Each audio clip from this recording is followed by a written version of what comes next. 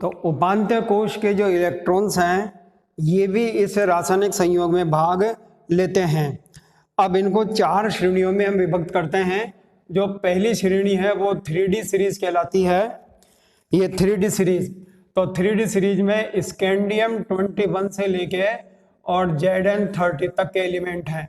उसके बाद 4D series आ जाती है, ये इट्रियम 39 से लेकर के और कैडमियम 48 तक।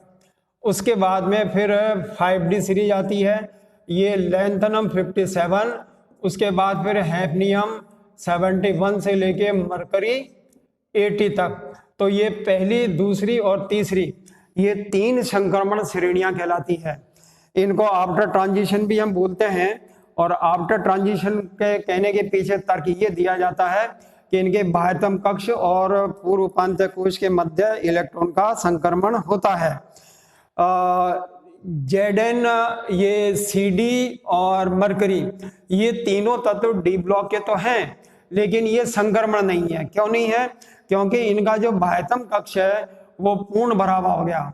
NS2 3D10 जो है ना, इनका पूरा हो जाता है, इसलिए इनमें संक्रमण होता नहीं। तो डी ब्लॉक के एलिमेंट होते हुए भी ये संक्रमण तत्व नहीं कहलाते हैं। तो इनका इलेक्ट्रॉनिक कॉन्फ़िगरेशन N-1D10 और NS2 होने के कारण इनमें कुछ अर्धपूर्ण वाली स्थितियां आपको मिलेगी, जैसे कि क्रोमियम।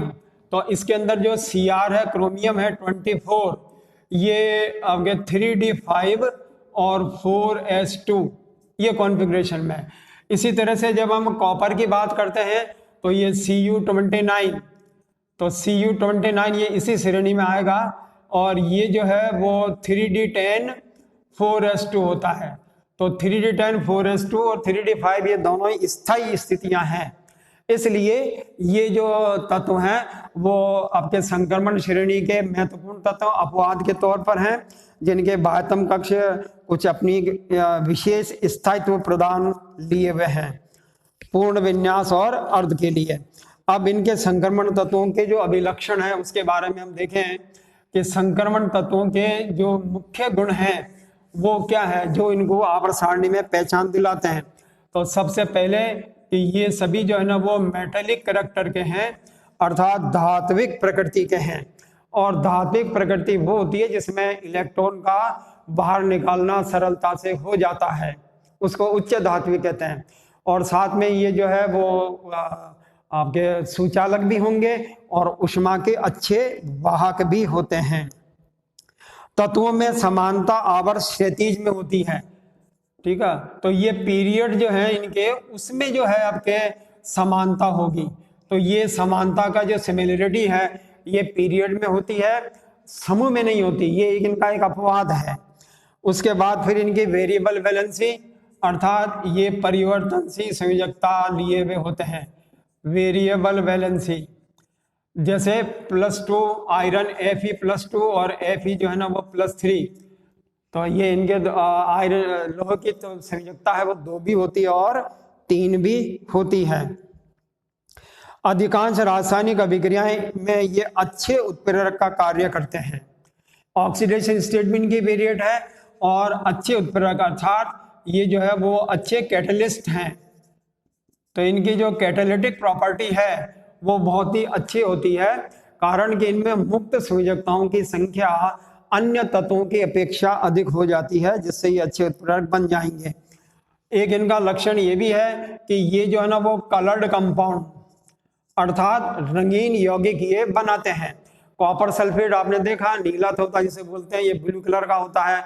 वेनेडियम के जो कंपाउंड होते हैं ये पीले रंग के होते हैं।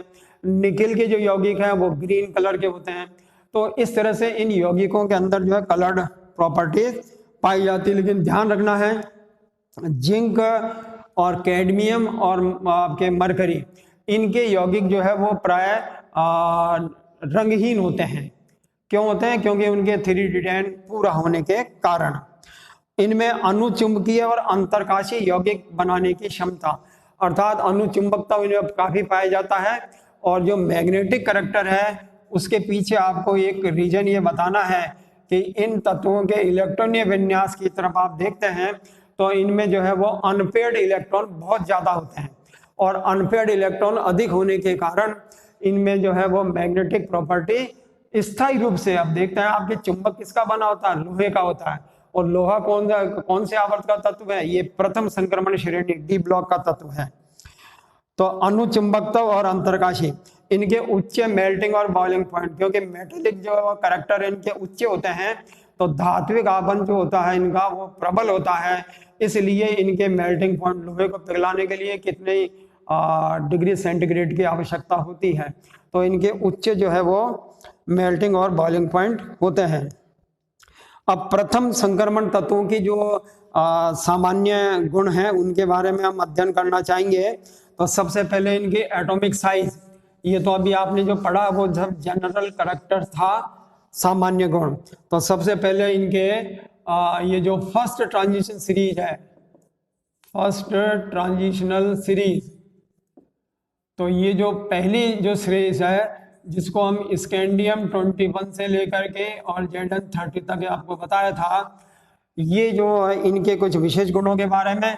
तो सबसे पहले इनके जो है ना वो रेडियस, अर्थात इनके परमाणु त्रिज्या या इनकी आयनिक त्रिज्या, तो प्रारंभ के अंदर ये इनमें कमी आती है स्कैंडियम से जब आप टाइटेनियम वेनेडियम की तरफ जाएंगे जब, लेकिन उसके बाद में फिर इनके अंदर जो है वो लगभग समानता आ जाती है और अंत में जाके तो थोड़ी बहुत वृद्धि होती है।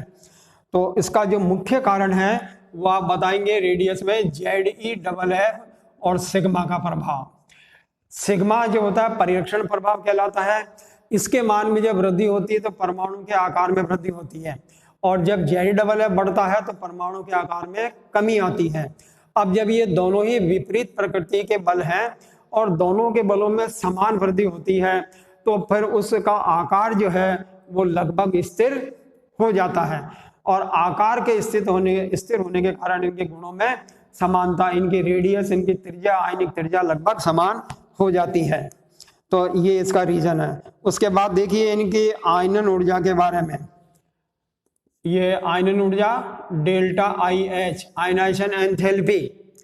तो आयनाइजेशन एंथैल्पी के मान जो है इनके जो धात्विक आबंध हैं तो अन्य तत्वों की अपेक्षा ये थोड़ा अधिक तो होंगे, लेकिन साथ में इनमें बाईं से दाईं अर्थात स्कैंडियम से जिंक तक आप चले जाइए तो फिर आप में इसमें किसी प्रकार के कोई परिवर्तन जो है वो नहीं हो पाता। और इसका रीजन मेन ये है कि इसमें सिग्मा और ZeFF बराबर होने के कारण परमाणु का आकार लगभग स्थिर सा बना रहता है, इसलिए इनके आयनन एंथैल्पी में कोई विशेष अंतर नहीं आता। लेकिन अपवाद के तौर पर जब क्रोमियम और कॉपर की बात करते हैं तो क्रोमियम और कॉपर के अंदर जो है इनकी सेकेंड आयनन एंथैल्पी जो है वो अपेक्षाकृत उच्च हो जाती है, बढ़ जाती है। तो उसका कारण क्या हुआ, क्योंकि इनमें स्थायित्व प्राप्त होना, ये 3D5 और 4D10 3D10 ये कंप्लीट हो जाते हैं कॉपर क्रोमियम में। क्रोमियम के अंदर आपका कंप्लीट हो जाएगा Cr जो है क्रोमियम, ये 3D5 और 4s2, और जो Cu है उसमें आपको 3D10 और 4s2। तो इसलिए इनके अंदर जो है स्थायित्व बढ़ने से इनके गुण जो है वो थोड़े अलग से आपको अपवाद के तौर पर नजर आएंगे। ऑक्सीकरण अवस्थाएं जो हैं इनके अनेक ऑक्सीकरण ऑक्सीडेशन स्टेट, ये बड़ी महत्वपूर्ण है इनमें कि डी ब्लॉक में ऑक्सीकरण स्टेट जो है बहुत ही विस्तृत है, अधिक है। और मैग्नीज जो है Mn, ये Mn जो है वो 0 से लेकर के 7 ऑक्सीडेशन स्टेट, अर्थात देखिए ये 6-7 तरह के ऑक्सीकरण अवस्थाएं दर्शाता है। अधिकतम ऑक्सीकरण अवस्था दर्शाने वाला ये तत्व है प्रथम संक्रमण का मैग्नीज 25। तो इनमें ये उच्च ऑक्सीकरण अवस्था दर्शाने का कारण क्या है कि एक तो संभ्रंश कक्षक अर्थात 3D और 4s की ऊर्जा का मान लगभग बराबर, तो उस स्थिति में उस 3D और 4s के ऊर्जा के जितने इलेक्ट्रॉन होंगे वो सब उस ऑक्सीकरण अवस्था में भाग लेते हैं, इसलिए इनकी ऑक्सीकरण अवस्थाएं जो हैं वो काफी विस्तृत प्रकार की होती है। वेनेडियम है, इसका उदाहरण आगे भी देख लीजिए। वेनेडियम जो होता है वो +2, 3, 4 और 5 ये सब प्लस के अंदर है। तो वेनेडियम जो है वो 5 मतलब वेनेडियम पेंटॉक्साइड +5 ऑक्सीडेशन स्टेट में भी मिलता है। तो ये सब इनकी ऑक्सीकरण अवस्थाएं काफी विस्तृत है। आवर्त सारणी में एस और पी ब्लॉक में ऐसी विस्तृत ऑक्सीकरण अवस्था देखने को नहीं मिलती है। कॉपर क्रोमियम के अंदर +1 ऑक्सीडेशन स्टेट होती है, अन्य में किसी में नहीं।